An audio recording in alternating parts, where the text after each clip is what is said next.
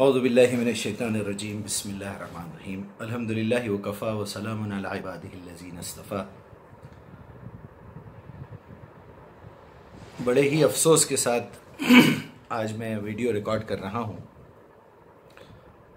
4-5 दिन से बड़ी उलझन में सारी उम्मत पड़ी हुई है इस दुनिया की पूरी, कि वसीम रज़वी ने जो बयान दिया है कुरान की 26 आयतों को निकालने के लिए, तो मैं डायरेक्टली जो है वसीम रज़वी और वसीम रज़वी जैसे और लोग जो भी कुरान के ख़िलाफ़ काम करना चाह रहे हैं या कुरान के ख़िलाफ़ कोई बातें करते हैं, उन सबको मेरा चैलेंज भी है और मेरी तरफ से वार्निंग भी है कि इस तरह की घटिया हरकतें ना करें।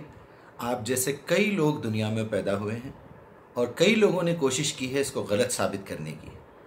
नबी की मौजूदगी में सल्लल्लाहु अलैहि वसल्लम लोगों ने इनकार किया, तो ये कोई आप आज कोई नए आदमी नहीं हैं जो इनकार कर रहे हैं, लेकिन ये अपनी मौत को दावत देने वाली बात है।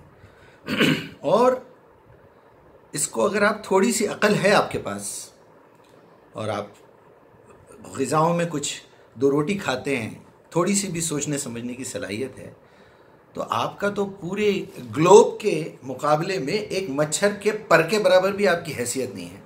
आप क्या समझ रहे हैं? आप हिंदुस्तान की कुरान से 26 आयतों को निकालना चाह रहे हैं या पूरी दुनिया की कुरान से निकालना चाह रहे हैं? ज़ेर ज़बर में फ़र्क नहीं ला सकते आप, क्योंकि अल्लाह ताला ने अपनी किताब के बारे में खुले अल्फाज में बयान कर दिया है, इन्ना नहनु नज़्ज़लना ज़िक्रा व इन्ना लहू लहाफ़िज़ून। मैंने ही ज़िक्र को नाजिल किया है, मैं ही इसकी हिफाजत करूँगा। तो आप जैसे लंगड़े घोड़े और आप जैसे टटपुंजुए जो है ना, ये इस तरह की कोई भी हरकत करे इससे कोई फ़र्क नहीं पड़ने वाला है। और मेरी ये समझ में नहीं आता कि तुम इतने नालायक हो और सुनने वाले इतने नालायक हैं तुमको कि तुम्हारे पास एक ऐसी किताब मौजूद है, ये किताब पूरी दुनिया में एक ही लफ्ज़ एक ही तरह की लिखी हुई, ज़ेर ज़बर में कोई फ़र्क नहीं है, दुनिया की कहीं से भी कोई प्रिंट निकाल के लाई है आप, उसके बारे में तुम बात कर रहे हो और हवाला दे रहे हो हज़रत अबू बकर का, उमर का, उस्मान का। नालायकी की हद है। अकल है तुमको बात करने की? कुरान के बारे में शर्म आनी चाहिए यार। तुम इतने घटिया आदमी हो, तुम तो आदमी कहलाने के भी लायक नहीं है। इससे तो तुम्हारी नस्ल का पता चल रहा है कि तुम असफला साफिलीन से भी गिरे हुए हो। ये तुम्हारे अल्फाज तुम्हारे मुंह से निकले कैसा? अरे गैर मुस्लिम अपने किसी हिंदू भाई से पूछिए, किसी क्रिश्चियन। अरे तुम शिया कहते हो अपने आप को, तुम अहले तशी कहते हो, तुम रज़वी तुम्हारा नाम है। अहले तशी तो अहले बैत के ऊपर जान देने वाले लोग हैं। अहले बैत की कुर्बानियों की खातिर तो उन्होंने ज़िंदगी भर का गम अपने सर ले लिया है। यह है मोहब्बत अहले बैत की। लेकिन इसका मतलब ये नहीं होता कि मैं अहले बैत का चाहने वाला हूं और नबी की एक भी बात पे अमल ना करूं। यह कौन सा शिया है? ये कौन सा अहले बैत को मानने वाला है? इसका मतलब यह है कि तुमको चंद पैसे दे के खरीदा गया है और तुम एक घटिया दर्जे के इंसान कहलाने के भी लायक नहीं हो। तुम तो हैवानात से बदतर हो। ये मेरा नंबर है, ये देख लेना। ओपन माइंड्स में चलाता हूं, मुझे कॉल करो। और जो भी लोग मुझे सुन रहे हैं, आपको कोई डाउट हो कुरान के मुताल्लिक, आप डायरेक्टली मुझसे कॉल कीजिए 9396521377। ये मेरा नंबर है। कुरान के खिलाफ आप जितने दलाइल लेके आ सकते लेके आइए। मैं चैलेंज कर रहा हूं, ऑनलाइन आपको जवाब दूंगा, बिना कुरान खोले के, बगैर चेक करे के मैं आपको बताऊंगा। आप खोल के देख लेना कुरान, बात सही है या नहीं है। बात तो ये है कि ये अल्लाह ताला ने अपना कलाम आखिरी नबी पे उतारा है और ये बता दिया है कि ज़ालिकल किताबु ला रैब फीह। यहाँ ज़ालिका की बजाय हाज़ा किताबु ला रैब फीह होना चाहिए लैंग्वेज के हिसाब से, लेकिन वो अल्लाह है, वो क्रिएटर है। तुम नालायक 2-3 कौड़ी के 2 साल 3 साल का आलिमियत का कोर्स करके, जिसमें 3 साल में तुम्हारे को आखिरी महीने 3 महीने तक नाज़रा कुरान भी नहीं पढ़ाते, तुम कहाँ के आलिम हो? तुम्हारे पास इल्म है कहाँ? किससे कहानियों को तुम इल्म समझते हो? जो इंसान की लिखी हुई बातें हैं उस पर भरोसा करके तुम कुरान में से 26 आयतें निकालने की बात कर रहे हो। पेश करो कौन सी आयत तुम निकालना चाहते हो। 4 4 16 होता है जनाब, 4 4 20 नहीं होता। अब जिब्राइल भी आके कहे 4 4 20 तो हम नहीं मान सकते। जिब्राइल ऐसी घटिया बातें करेंगे नहीं, लेकिन 4 4 16 मैथमेटिक्स है।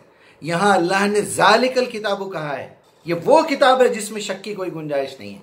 इसका मतलब काफिर उस वक्त समझ गए थे, यहूद और नसारा समझ गए थे कि हमारी 3 किताबों की तरफ इशारा है कि तौरात इंजील ज़बूर में गुंजाइश है शक की। अल्लाह ये बताना चाह रहा है, वरना हाजा किताबुल ला रैब फीह बोलना चाहिए अल्लाह को। अल्लाह ने कहा ज़ालिकल किताबुल ला रैब फीह, मतलब यह है कि ये वो किताब है जिसमें शक की कोई गुंजाइश नहीं है। बाकी की 3 किताबों में है। जिस तरह एक बाप कहता है कि ये 4 बेटों में से ये वो मेरा बेटा है जो सबसे ज़्यादा फरमाबरदार है, इनडायरेक्टली वो बाकी के 3 बेटों का इनकार कर रहा है कि ये वो लेवल के फरमाबरदार नहीं है। इसी तरह अल्लाह ने वही उसलूब इस्तेमाल किया है, कुरैश की ज़बान को समझिए, अरबी ज़ुबान को समझिए और इस तरह की घटिया बातें करना छोड़ दीजिए। इसके बावजूद भी अगर कोई डाउट हो तो मुझे कॉल कीजिए, मैं बताऊंगा। और क्यों अपनी जान को मुसीबत में डाल रहे हो यार? शर्म करो और तौबा करो और फ़ौरन अल्लाह के सामने गिड़गिड़ाओ, माफ़ी मांगो। ये इंटरनेशनल मसला है, ये यूनिवर्सल मसला है। आप क्या खुलफाए राशिदीन की बात कर रहे हो? और तुम्हारे पास हिस्ट्री किसकी है? हज़रत अली की? कौन सी हिस्ट्री है तुम्हारे पास हज़रत अली की? तुमको पता है हदीसें लिखी कब नहीं है? नबी सल्लल्लाहु अलैहि वसल्लम के इस दुनिया से रुखसत होने के 83 साल के बाद लिखा जाना शुरू हुआ मैटर। सिर्फ कुरान लिखी हुई थी। हज्जतुल विदा के मौके पे कुरान कंप्लीट हो चुका। आखिरी सूरत नाजिल हुई, इज़ा जाअ नस्रुल्लाहि वल फथ वराअयत अन्नास यदखुलूना फी दीनिल्लाहि अफ़वाजा फसब्बिह बिहम्दि रब्बिका वस्तगफिर इन्नहु काना तव्वाबा। इसके बाद आप सल्लल्लाहु अलैहि वसल्लम ने खुतबा दिया कि देखो मैं तुम्हारे दरमियान 2 ही चीज़ें छोड़े जा रहा हूँ, ये अल्लाह की किताब है और इस पे अमल करने का मेरा तरीक़ा है। फिर एक आयत नाजिल हुई, अल-यौमा अकमलतु लकुम दीनकुम, आज मैंने तुम्हारा दीन मुकम्मल कर दिया है। वो अतममतु अलैकुम नेमती, मैंने अपनी नेमत तुम पर पूरी कर दी। वो रदीतु लकुमुल इस्लाम दीना, और मैं इस बात पे राज़ी हो गया कि तुम्हारा फर्माबरदारी ही रास्ता हो, तरीक़ा हो। इस्लाम दीना मतलब यह है कि हज्जतुल विदा के मौके पे आप सल्लल्लाहु अलैहि वसल्लम ने कुरान को मुकम्मल होने का ऐलान भी कर दिया, लोगों से, सहाबा से शहादत भी ले ली, अल्लाह को भी गवाह बना दिया। उसके बाद से ज़िलहज के 20 दिन, मुहर्रम के 30 दिन, सफ़र के 30 दिन, कितने हो गए? 80। रबीउल अव्वल के 12 दिन, टोटल अगर आप 90 दिन भी लगाएं तो 3 महीने नबी सल्लल्लाहु अलैहि वसल्लम ने क्या किया? अपने किसी आलिम से पूछिए ज़रा, शर्म अगर है तो थोड़ी सी, अगर कोई बता दे आपको तो ये बात।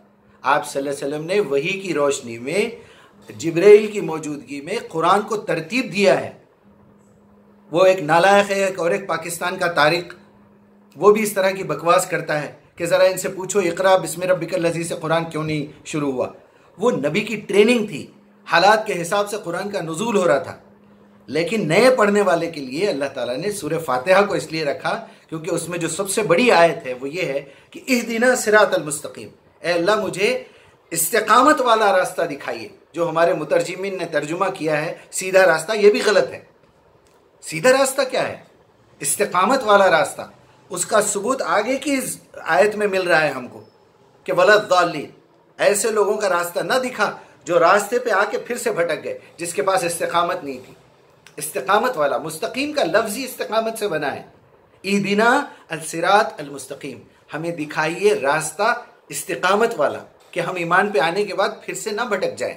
रब्बना ला तुज़िग़ क़ुलूबना बअद इज़ हदैतना व हब लना मिन लदुनका रहमा। ये जो तरतीब दी गई है बाज़ाब्ता वही की रोशनी में दी गई है, जिब्राइल की मौजूदगी में दी गई है। उसी हिसाब से आप सल्लल्लाहु अलैहि वसल्लम ने बताया कि ये सूरत यहाँ होनी चाहिए, ये आयत को उस सूरत में बिठाओ, और ये किया। कभी अगर मौका मिले तो मेरे बयानात देख लेना, कुरान पे मैंने 42 मिराकल्स पेश किए हैं, इंशाल्लाह आप देख लीजिए। और शर्म करो, तौबा करो, फिर से ईमान लाओ। और जो ऐसे नालायक हैं जो इस तरह की बातें करते हैं, ये वसीम रज़वी की तरह, आप लोग भी सुधर जाइए। अल्लाह की ताकत के आगे आपकी कोई हैसियत नहीं है। आप किसी लेवल से, किसी भी एक नुत्फे के मामूली कीड़े से पैदा हुए हो तुम। एक वक्त की मनी में 2.5 लाख कीड़े होते हैं, जिसमें से एक कीड़ा जिंदा बच गया तो तुम पैदा हुए। तुम्हारी हैसियत क्या है?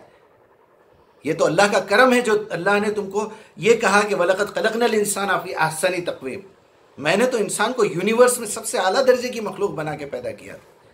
सुम्मा रददनाहु अस्फ़ला साफ़िलीन, और फिर मैंने इसको सिफिल से सिफिल अस्फ़ला साफ़िलीन करके बता दिया, क्योंकि ये हरकतें ऐसी कर रहा है। इसी के साथ मैं अपनी बात ख़त्म करता हूँ। अल्लाह ताला से दुआ है कि मैंने जो कुछ भी कहा है वो सच्चे दिल से कहा है, इसे कबूल फरमाए। मेरे सुनने वालों के दिलों में इस बात की अहमियत पैदा हो कि ये वो अल्लाह की किताब है जिसे हमको साथ लेके चलना है, और इसका जो सही तरीक़ा है वो प्यारे नबी हज़रत मोहम्मद सल्लल्लाहु अलैहि वसल्लम का तरीक़ा है। और मुझसे जो गलती हुई अल्लाह मुझे माफ़ करे और उसका इदराक भी दे। अस्सलामु अलैकुम रहमतुल्लाह।